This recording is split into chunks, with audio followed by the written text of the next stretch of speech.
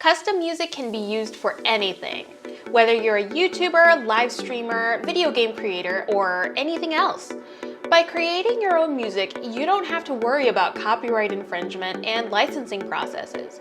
You can also style your music to fit your brand and your content to make sure you stand out from the rest of the crowd. In this video, I'll discuss my process for making custom soundtracks that can help you get started with making your own. Step 1. Setting the foundation. The first step is identifying what kind of music I need to create. I decide this using multiple factors. I ask the creators the following questions. How long do they want their song to be? This allows me to manage my time for the project.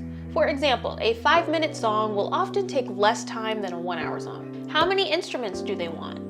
If you're looking for something simple with a pad, piano, and strings, that takes less time than a full band production with bass, guitar, drums, effects, and other instruments. And then, what kind of vibe or emotion they're looking for. Reference tracks are amazing for this. I can use these to determine if they want something that's calm, eerie, upbeat, or anything else. I love reference tracks because I can begin to picture a video for the creator based on the inspiration from the tracks they sent me. Plus, I have a better idea of what they expect. What type of song exactly do they want? It's a different process for an intro versus background music. After gathering this info, I can begin making the music. Step 2. Tools and software. I currently use 2 different digital audio workstations for this, FL Studio and PreSonus Studio One.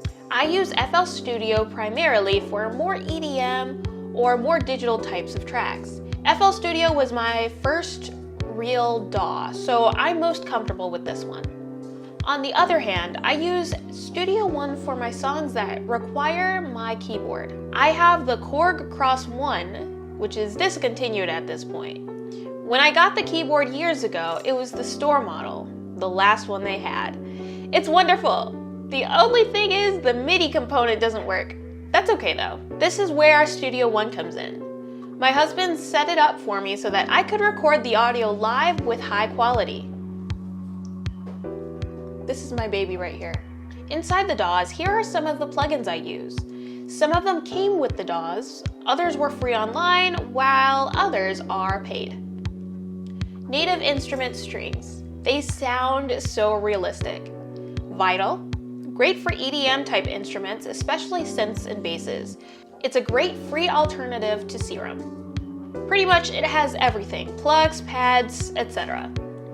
Native Instruments Hi-Fi and Analog Dreams plugins. I get my pads, synths, and leads from here too. And then Citrus. I mainly use this one for sub basses and the occasional pad. Furthermore, I have a subscription to FL Cloud for additional samples, which is great for drums, percussion, and effects. A lot of the other samples I've downloaded free from online. In order to compose and record the song, I use my Novation Launch Key. It's a really cool MIDI keyboard over here. I find that it helps with efficiency if I choose my instruments first, before I record them. But sometimes it just doesn't happen that way. Step 3. Composing the track. Next, it's actually time to start creating. When I have my basic instruments chosen, I like to pick a key and start with the basic chords. Depending on the project, the chords are either predetermined, for example, if I'm creating something for a vocal performance, or I get to start from scratch. This is where understanding the vibes of the song is so important. Synths or plucks are my go-to. It's also important that I pick the tempo. This determines whether the song is fast or slow. Next, if there are reference tracks, I use these for inspiration for melodies or rhythms. I use leads or plucks for these. The bass line is really important if it's in the song, and I create this either based on the melody or chord rhythms. Finally, I add some drum rhythms and percussion if the project requires it. At this point, I start to fill out the different instruments and experiment with layering multiple instruments together, as well as different rhythms. And it's at this stage where I begin arranging the track and adding effects as well.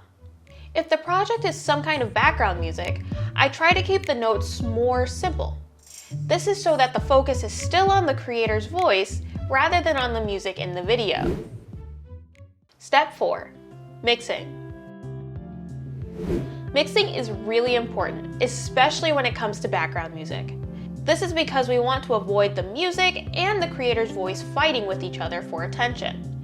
So here's where the power of EQ comes in. In short, EQ, also known as equalization, allows you to cut out different frequencies of instruments to allow room for other instruments to thrive. It makes the mix less mushy, especially if we're dealing with a full band. I also do volume control, especially on the higher frequency instruments, like cymbals or hi-hats, so that the creator's voice has space to sit when they use the track. Step 5. Final delivery. Once the track is ready, I export both the MP3 and WAV files and then compress them into a zipped folder. Then I email the folder to the client. It's at this point where the client can request revisions and I can respond. Once these revisions are addressed, the order is complete and the creator is able to use their music in their content. This is a very fun process, and if you've never tried creating your own custom music, you totally should. For more insights into creating music, go ahead and check out this video.